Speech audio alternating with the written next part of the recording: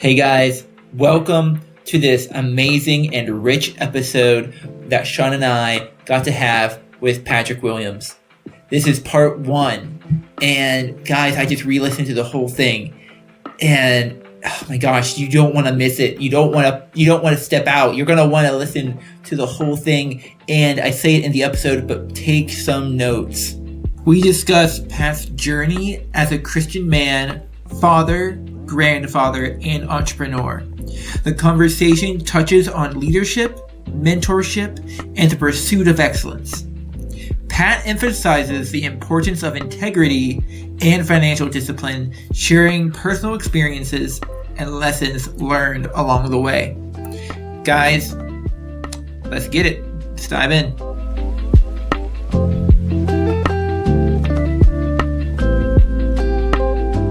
All right, hey guys, welcome to this episode of Technically Short. I'm Thomas, and I'm Sean.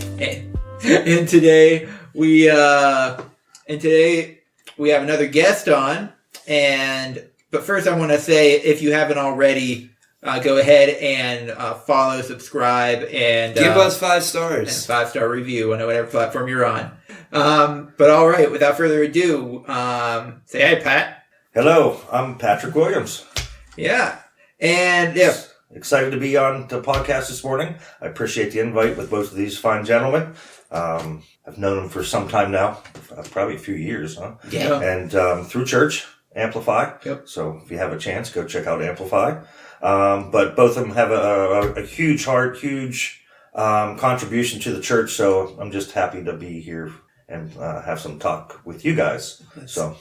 Well, so excited. Thanks, Pat.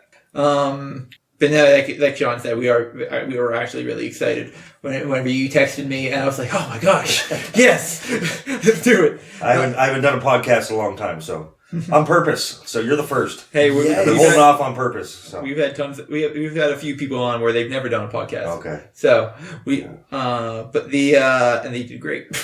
But the way we like to start a lot of these episodes is also to set a good foundation for the conversation, and it's also to get to people that might not know you to know a little bit about how we view you, how we see you. We like to start with some exaltations of our guests. And I have a few things I thought of, what are the first things that pop into my head when I think about Pat Williams. And they're a guide and a trailblazer. There's a couple things. There's a couple more. But there's someone who is willing to take risks for the benefit of themselves and others. Then there's a great father to your children. And we were talking about that before the recording. And you can easily tell your children love you from your youngest to your oldest. You put in the time with them to show them who they were created to be. And then a friend and a leader. I can say that you're both of those for me. Someone who isn't afraid to say the harsh thing that someone needs to hear. And you've done that for both Sean and I, and it's always to benefit us. So yeah, thank you. I appreciate that. That's trailblazer. That's okay. It's really good. New one, yeah. But okay, that took me off guard a second. But just me in general, right? For me, I got asked this question before, and it's like, who is Pat Williams? Yeah. Right. And it's one of the questions you wrote down. But yep. I'm like, all right, I know this because it's instilled in me now, right? I am a husband. Yeah. Right. I'm a father. I am now a grandfather. Mm-hmm. I am a son. I'm a brother. But more importantly, I'm the son of God. Yeah. Amen. Right. And that's the mother. That's the top of the tier. Yeah. That makes everything else flow the way it needs to flow. Right. And I have to, and all those things take effort. Mm-hmm. Right. They don't just happen. It's kind of like your podcast. It's Perfectly Imperfect, the season. Yeah. That's something I've been using for a long time. And actually, Kate had a Be Still nonprofit t-shirt company. Okay. And that was one of her shirts, Perfectly Imperfect. Wow. Right. Okay. So good. We strive to be perfect. Yeah. Right. And that leads into what excellence is too, what we're going to talk about today. Oh, yeah. But perfectly imperfect. God made us individuals perfectly. Yeah. For what we're meant to do. However, we are imperfect. Mm-hmm. Right? We strive to be perfect, never will be. Yeah. But it's that's the chase and what we desire to be. So, when you talk about, for me, number one is being a Christian man and being who I am wherever I'm at. Oh, yeah, absolutely. Whether I'm sitting here with you guys, whether I'm at Walmart checking out with the cashier, still being, hey, dad joke Pat, right? Trying to make someone's day better. Yeah. Whether it's at a restaurant, and hopefully that feeds to the next person they talk to, right? Yeah. And that's how I try to envision that, right? Because you guys have that same effect on people. I know, Sean, you definitely do every time at church that's why you're on the welcome team, right? Yeah. You see Sean smile, he gives you a hug, and you're like, okay, I'm meant to be here, right? It's that type of, we each have our own way of doing that, right? Yeah. So, it's work. I was never the top-notch dad or the top-notch husband or things like that. I've had many mistakes in my life and, many great rewards also, right? But it's all a learning process. And if we go by the Bible, lead through that, we'll be sitting okay, right? But integrity is a big thing. Yeah. Right? Do what you say you're going to do. Work hard for your family and friends, and everything works out. But like you said, the leadership portion, that's something, I don't know this. I'll probably get off course. You may want to ask questions, but of my timeline. Yeah. I said this before we started. I talk a lot, so Thomas and Sean are going to have to interrupt me here probably a couple times. But I've owned a few businesses. Yeah. Sold a couple businesses. Have 2 businesses now that I'm part of. Yeah. I always stick my foot back in. That was a toe. Now it's with the way things are going, it's even more. But leadership's tough. You don't have to have a title to be a leader. Right. I think Thomas and I talked about this before. Yeah. Yeah. Right? We talked about this. You don't have to be a CEO. Right. You don't have to be a senior pastor. You don't have to be a school teacher. You don't have to be a police officer. You can be Sean. You can be Thomas. I can be Pat. And we can still lead in a capacity to help others. Oh, yeah. It's so right. Good. Thomas mentioned, and Sean, I know too. Yeah, I'm able to have, I think, the harder conversations. Yeah. With the both of you because I have a relationship with you. Absolutely. Yeah. I know who you are. You know who I am. There's certain expectations when we get together and talk. If I had Joe Schmo off the street, I'm not going to say, hey, this is some of the things you might want to think about and how to approach something, right? And having a hard conversation isn't hard for me because you have a relationship. Yeah. And that's only a small piece of leadership. Like my goal as a leader or CEO or owner of a company, how do I grow my employees above and beyond their own expectation? That's so good. Right? Yeah. So it means I need to know who that person is. Yeah. Right? Who is Thomas? Who is Sean? What are their desires in life? What are their goals? What are their expectations of themselves? How do I play a role in enhancing that? Yeah. Whether it's with my company, or with another company down the road. And I express these. I used to have employees fill out goal sheets so I could learn more about them. Yeah. That's wise. And say, okay, here you go. This is what direction you want to go. In 5 years, it may not be with me, but at least I know I did my due diligence to make you a better person. Yeah. Hopefully I gave you enough that you want to stay. Yeah. You know what I mean? That's very wise. And in church and things like that, in our men's group, I think that's why it grew so much. Because there's a lot of leaders in our group that specialize in different areas. With Keith, Demetrius, Daniel, Chad, Stephen, Sean, Jim Melly. All these guys are just leaders. Lloyd, at different levels in life where they have so many different experiences. You're like, okay, I can learn something from that guy. Right? Because that's my big thing now is finding myself mentors. So you never stop needing a mentor. Yeah. Yeah. No matter how old you are. That's very wise. So, and you can't have too many, but you have to be specific on who you pick. I agree 100%. So, but that's who Pat is in a nutshell. And one of my pride moments, and I look back because I'm older now. I'm going to be 50 here in less than a year. My kids are older. I have 2 older kids, 29. B will be 27, and Emma 9.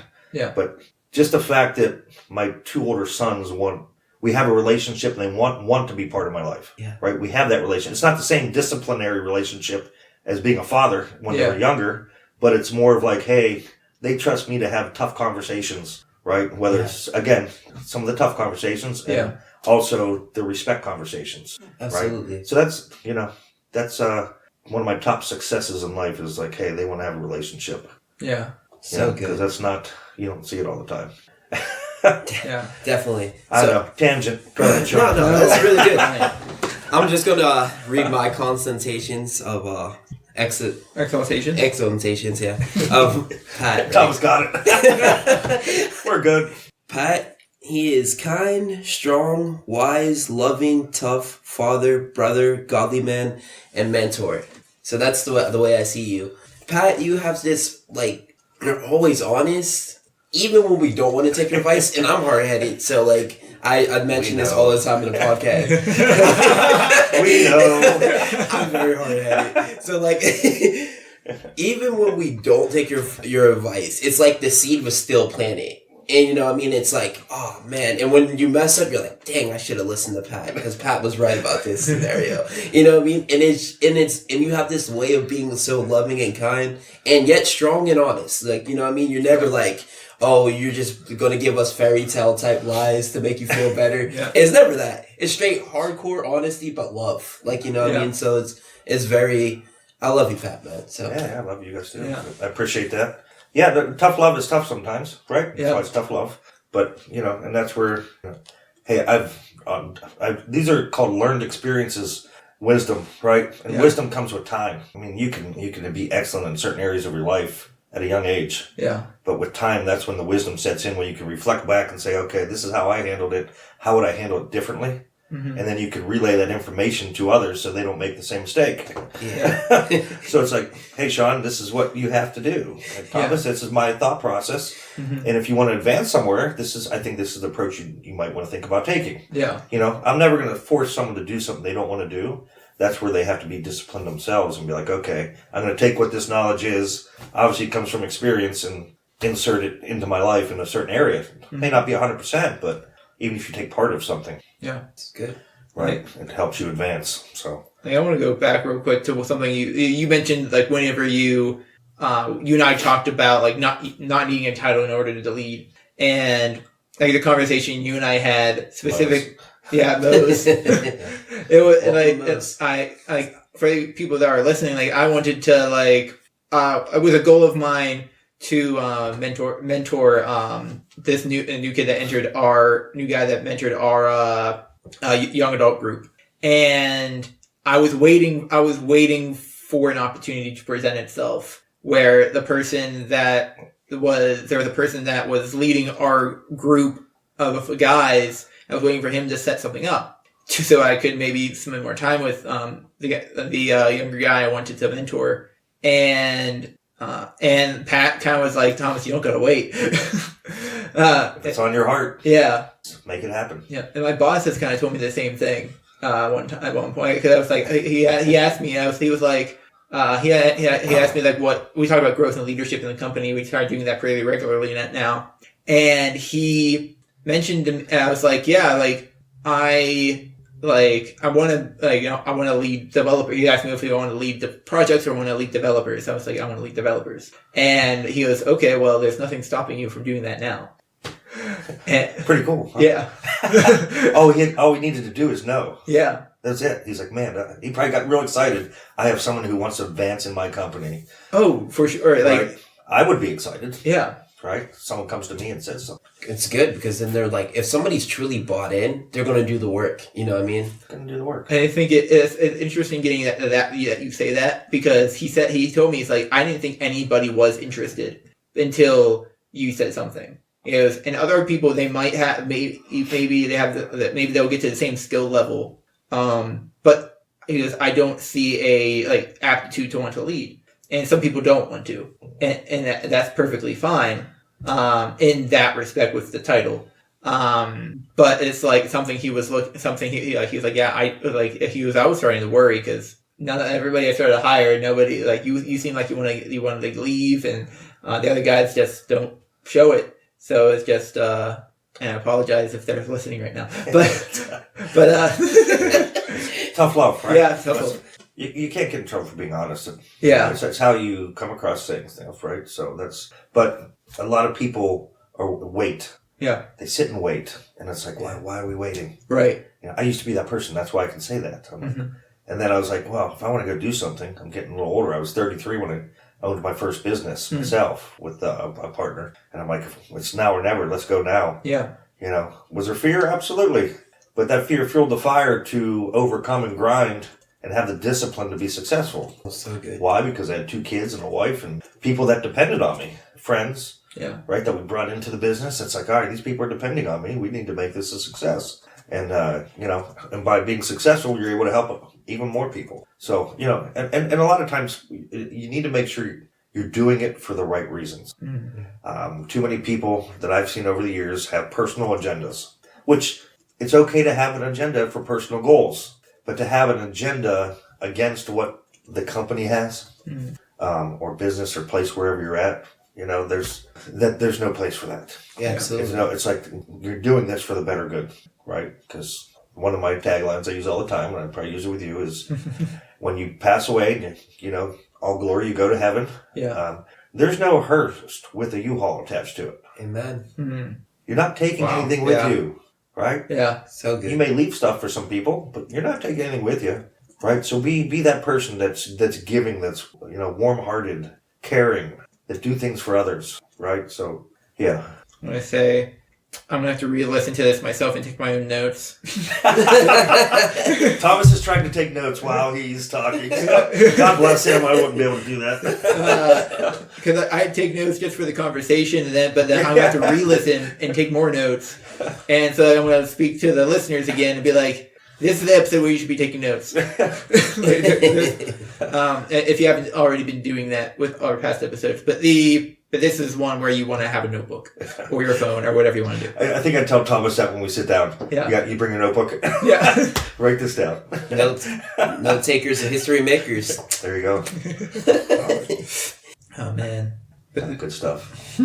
No, you've touched on, it's funny because you've touched on a lot of the things I already kind of gave you a lot of questions I was going to ask, but even this dynamic is different and it's good, but but I want to know though, because to you, you already know the question, it's meant to be vague, and you mentioned excellence a lot already, but to you, to focus on that, it's excellence itself, how would you define that?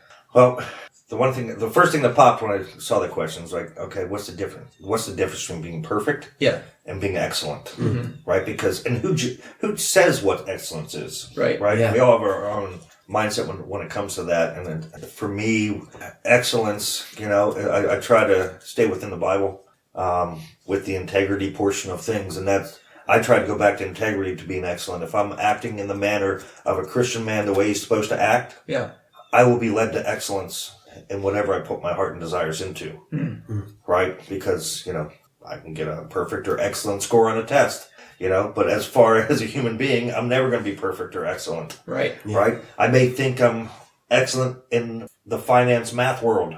There's always people that are to be better than I am. Yeah. Right? In the nutrition, health, and wellness, I think I'm pretty solid as far as a formulator goes and things of that nature. That's something that excites me, so I put more into it, right? And I've been doing it for 23 years. So, am I excellent at it? Some people may say I am. I don't say I am because there's always more to learn. Right. But I think excellence comes from other people seeing the value in you, not so much me and myself. I'm the hardest person on me than I am on anyone else. Right? I always think I have more in the tank to give, more in the tank to learn, more in the tank to grind. Hey, I worked 100 hours a week. Keith and I were talking about this the other day. I probably just 2 years ago is the first time I've never worked more than 80 hours in a week for 25 years. Wow. And it's not just showing up. It's putting in work, making things feasible for things. And that's one of the things the sacrifice, because that's another question down the list. Yep. That's one of the sacrifices, and was it good or bad? I don't know. I can't go back and change anything. It was good as far as where I am in my life now. At the time, did I sacrifice some relationships? I sacrificed friendships. I sacrificed, I did get a divorce, right? Not enough time in that relationship. It was more focused on making sure my family was secure and financial stable. Yeah. Things of that nature, which, that you sacrifice things and, you try to look back and make changes so that doesn't happen again. And I've been able to bring more people into business, into my life that keeps my focus where it needs to be. That makes sense, right? It's men's groups, having people surrounding me that they're looking for my best interest in mind. Yeah. Not for, hey, Pat, what can you do for me? Yeah. I've been surrounded by a lot of those people, and they're no longer part of my life, right? But the people, the main people, such as you two, that, hey, you guys don't realize what you have to offer me. So it's not just me offering you things. Yeah. When we sit down and talk and things of that nature, you offer me something too. So it's not a one-sided relationship. Right. You may think it is sometimes. You may not have thought about that, but no, it's a two-way street, right? And that's the excellence part. Like, you may think I'm excellent at something, and I'm like, man, I got a long way to go. Mm-hmm. Right? So I think the excellence is, like I said, in the eyes of the people looking at you. That's really good. Because we could be like, hey, Pastor Jason's excellent at preaching, which I think he's awesome, right? Yeah. But he might be thinking, man, I got to fix this. E, C, D. Yeah. But that's the strive for perfection that we're never going to get. But that's knowing that your heart is where you're supposed to be and that you keep grinding to get to try to be perfect. Yeah. See, Pat, that's why I honestly think you are excellent, because you have like such a heart for humility, and then you have like okay, I want to keep growing. I'm not there yet. The person who thinks they're there is like the person who never, in my eyes, will ever be excellent. Ever. Because if you think you already arrived, then it's like you have nothing to learn. You don't think you make mistakes. You feel like you're that guy, and like when you feel like you're just that guy, you're gonna fall. But it's so great because you're very humble. You've done a lot of stuff. If we named Pat's accomplishments on here, it'd be ridiculous, right? I'm not gonna do that because it's a lot. But it's just literally, he's so humble when he gets to do that. Like he's not like faking this. If you see Pat anywhere, he is a man of integrity, like always, and that's so awesome to see. But I'm gonna shoot you one of my questions. Yes. For people who are like me who need financial discipline, right? What is some steps you would say that like starts financial discipline, or what is financial discipline? Financial discipline is knowing your means and living within them. Yeah. You know, like I said, I wasn't always in a great financial spot. However, I never put myself on a financial burden.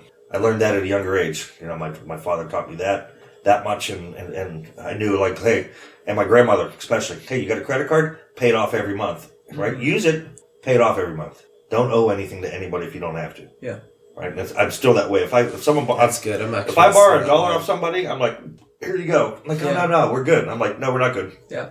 This will stay on me if I don't give you this, right? It just does. And that's lived with me for a long time, from my grandma and my dad and stuff like that. But, you know, live within your means. I use this all the time. Plan your work your plan, right?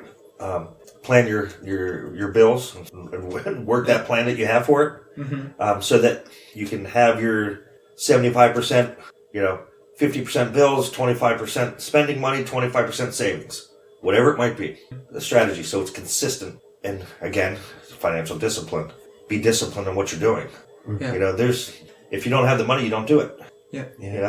If you have to, you eat ramen for an entire 30 days until your bills are lined up, and then, okay, I'm back, I'm good again. For the first couple years of my life, from 1920, I was a young dad, right? Didn't have any money. My ex-wife and I lived off of hot dogs, macaroni and cheese, and generic chips for a long time. I didn't eat hot dogs for like 10 years. Wow. I'm like, I'm not eating another hot dog in my life, because you can get an 8-pack for 99 cents. It goes a long way. Mac and cheese, generic, 25 cents at the flea market. Yep. Right? And people are like, oh, the one thing that bothers me, not much bothers me, the must be nice people. Oh man, must be nice. I'm like, oh, I know, it must be nice to work 80 to 100 hours a week and eat hot dogs and mac and cheese and have a car break down in the middle of a squirrel tunnel. And I mean, you just don't know that story of me, right? I don't share that a lot, but everyone has a story. Yeah. Sometimes you just got to sit and listen and be like, oh, or ask, tell me your story, but be willing to listen. Yeah. That's the other part. People say, Thomas, how are you? And then they just keep walking. Yeah. They expect you to say good. Right. What if you say, hey, man, I could really use someone to talk to for 10 minutes. Right. You going to sit and listen, or you going to keep walking? Right? Because not everyone knows my whole story. And there's a lot to it now that I'm older, but that's life experience, and God's put me in directions and paths. Sometimes I steered myself one way, and he's like, no. Right. Smacks me on the rear and says, you're going this way, buddy. I think I remember you saying at one point, if somebody asks you how you're doing, they better be ready for a conversation. Yeah, I did. Yeah, I mean, and that's me. Yeah. And I ask people intentionally, hey, how are you? Yeah. And Kate, my wife, will be like, do you know that person? I'm like, I have no clue who that person is. She's like, you'll talk to anybody. She knows I'll talk to anybody. Yeah. It's, and I know you guys will too. I see Sean do it all the time. I'm like, if I'm in the middle of Walmart and I start talking to someone, she'll be like, you know that person? And now she knows better to even answer it. She knows the answer. I probably don't know them. Yeah. Right? I just want to say have a blessed day, and they'll end up having a conversation. I had a lady that gave me cookies. She's like, I'm baking cookies. She had 7 dozen eggs on the freaking belt in Walmart. I'm like, wow, that's a lot of eggs. Like, I'm making cookies. I'm like, oh man, here's my address. It was when I was in Delmont and shopped off a dozen cookies because she lived in the senior area up there. But it's just having a conversation with someone. You don't know. I walked one time to try this one. Right? Okay. Go into a store and just tell every person Merry Christmas. Say, hey, Merry Christmas. Merry Christmas. People are like, oh my gosh, no one ever says that anymore. Yeah. It's either Happy Holidays or they don't say anything at all. I'm like, hey, Merry Christmas. Have a smile on your face, and people are like, taken back from it. Ironically, that's so crazy because at work, like, nobody says Merry Christmas except me. Yeah, and, like, my bosses and stuff, they're Christian, so they're always like letting me slide. But like, all my coworkers are like, you're supposed to say Happy Holidays. I'm like, I have not met one person who's not celebrating anything other than Christmas. Not Kwanzaa. No, hey, but if they do, they can say that back to you. That's what I was say. Hey, I celebrate Kwanzaa. Well, then Happy Kwanzaa. Right. Yeah. That's exactly how I see it too. Happy Hanukkah. Whatever it is. Hey, have a great day. Enjoy the season. Yeah. Because holidays get frustrating for a lot of people. Yeah. Emotional. Ooh, it's emotional. It's definitely a tough time for people who let the problems of life actually get at them. Yes. Well, and half the time it's because they don't have financial discipline. Yep. Finance is usually the number one reason divorce happens. It's finances. Yeah. Right? Yeah. Relationships break up because of that. But if you're stable, you'll be good. You're good. Right? Yeah, I think I am glad that like you talked about a little bit, like you even give a little tidbits about your backstory. Yeah. I think a lot of people do think they see success and like they think that overnight. Yeah. There's no such thing. Right. All right, guys. That was part 1 of this amazing conversation that Sean and I got to have with Patrick Williams. If you haven't already, give us a 5-star review, subscribe, share this episode out. And honestly, if you have been liking this episode, and I said it already, but I'll say it again, go ahead and follow us so you don't miss part 2. All right, guys. See you next time, and bring a notebook.